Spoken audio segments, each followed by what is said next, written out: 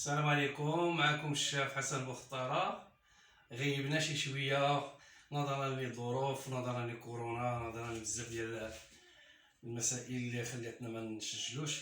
واليوم ان شاء الله غادي ندوزو في هذه الحلقه غادي نديرو واحد الميفينغ.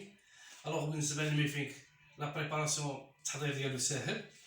بالنسبه للمقادير خصنا 80 غرام ديال الزبده، الوغ 80 غرام دو بور، 100 غرام de sucre, 100 غرام de sucre, بيضة, un œuf entier, 155 غرام ديال لا فارين, 155 غرام de farine, 35 غرام de poudre ديال كاكاو, 35 غرام de poudre de cacao, 120 غرام du lait, 120 غرام ديال الحليب, 130 غرام de chocolat concassé. C'est pas les pipettes de chocolat, mais de chocolat concassé.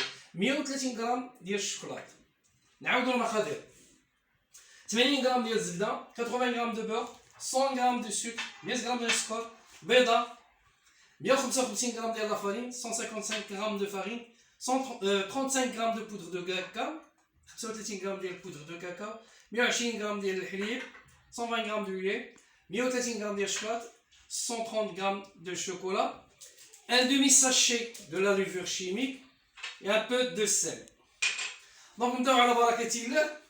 نديرو الزبدة، غادي نخدمو الزبدة، نخدمو الزبدة إما بيدينا ولا بسباتول مع السكر. بالنسبة لي زيليف هاد التيرم سي ان تيرم تكنيك صابلي. دونك اون فا صابلي لو بور. بيان سور نخدمو السكر مع الزبده. الوغ ملي كنخدمو السكر مع الزبده كتسمى لو تيرم صابلي. خدموه غير بيدينا الا بغيتو، نتوما في داركم خدموه غير بيديكم، خصهم يتخدمو مزيان.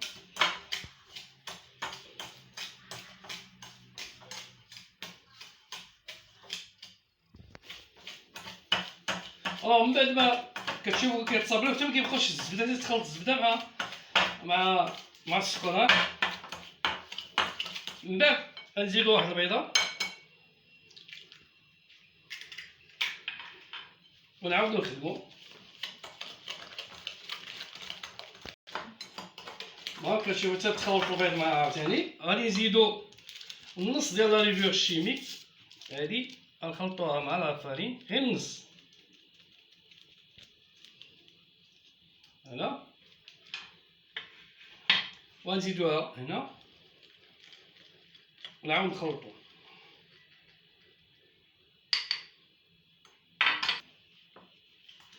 من بعد ما تخلطو كيما كتشوفو غنزيد بودر دو كاكاو،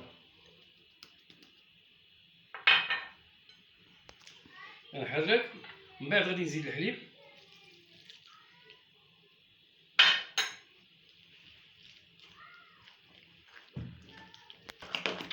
تنحرك مزيان باش يتخلطوا ليا كاع لي زانغريديون. فوالا غنزيد شويه د الملحه، غير شويه، اون بانسي دو سيل، وغنزيد لو شوكولا اللي هرستها.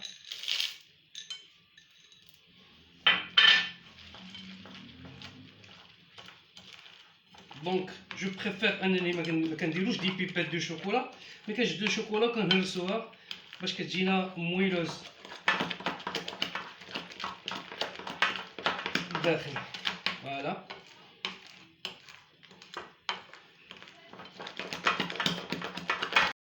من بعد غادي نديرو هاد لي كاسيت، غنديروهم في هاد شفتو هاد لي سيت هادو نحطوهم هنا في البلاكا، ونديرو هاد لي كاسيت باش ما يعوجوناش. هادو هما لي كاسيت ديال لي ميفينغ هنا.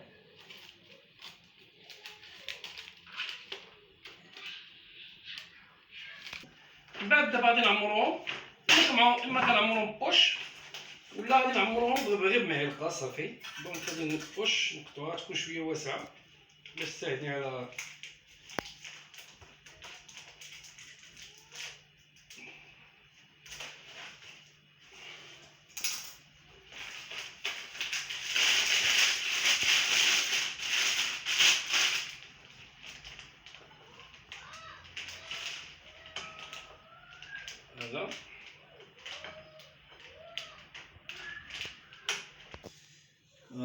طش بحال هكا ما تعمرهاش الفوق شويه فوالا لحقاش غادي يزيدو يطلعو.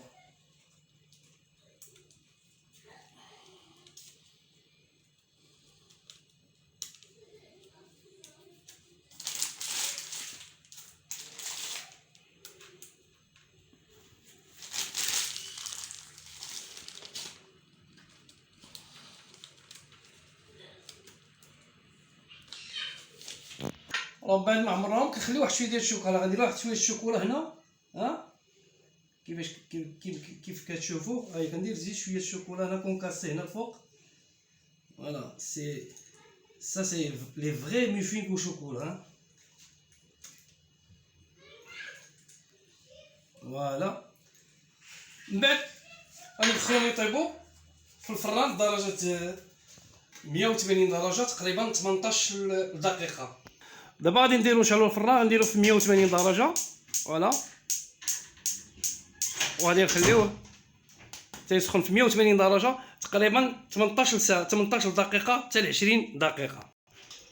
نديرو 18 دقيقه من يسخن الفران في 18 دقيقه. فوالا فوالا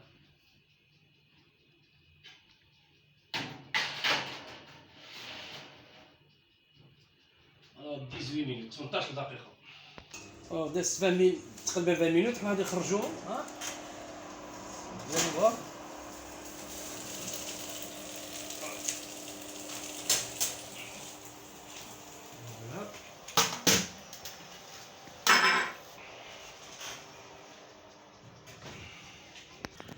دونك كيما كتشوفوا النتيجه النهائيه ديالنا اللي فين كي دايرين ومويلو داخل مزيانين. داكوغ بالنسبه لهاد لي ديمونستراسيون هادشي اللي كنديرو راه كنديرو لي زيليف او ميم طون العيالات اللي كيبغيو يخدموا داكشي في دارهم. Ça c'est des cours de pâtisserie pour les élèves destinés pour les élèves ديال les écoles hôtelières ديال اللي تابعه وزاره السياحه او اللي تابع التكوين المهني. ça c'est des cours بالنسبه لهم اللي غير يجربوهم سي فاسيل بحال انه كيقرا عادي، ما عندوش حتى شي مشكل.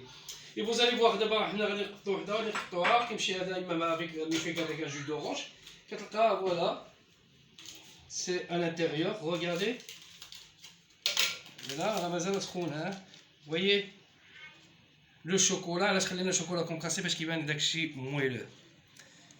فوالا بالصحه والراحه، وكنتمنىكم انكم تابونيو معنا تعاونونا شي شويه في المشاركه. والى الحلقه المقبله ان شاء الله الدرس المقبل اللي غادي يكون غادي نبقاو متبعين معكم هاد الدروس هادو ان شاء الله تنسالي معكم كاع لي كور كاملين تقريبا. والى عندكم شي اقتراح كتبوا لنا في الكومونتير، الله يخليكم لنا كتبوا لنا في لي كومونتير. ولا عندكم شي حاجه بغيتو تعلموها صيفطوا لنا في لي كومونتير، راه حنا مستعدين انا اي حاجه على المهم على حسب الظروف ديالنا. حنا دابا شي شويه مع هاد الوباء راه حنا غير كنحاولوا ما نوقفوش العجله، وكنتمنى ان شاء الله راه ما بقى والو لهاد الوباء هادي الشكاره ديالو غادي يمشي بحالته علينا وغنرجعوا للحياه الطبيعيه ديالنا. كنتمنى هذا البلد هذا الطمأنينه والراحه البال. والى اللقاء في الحلقه المقبله ان شاء الله.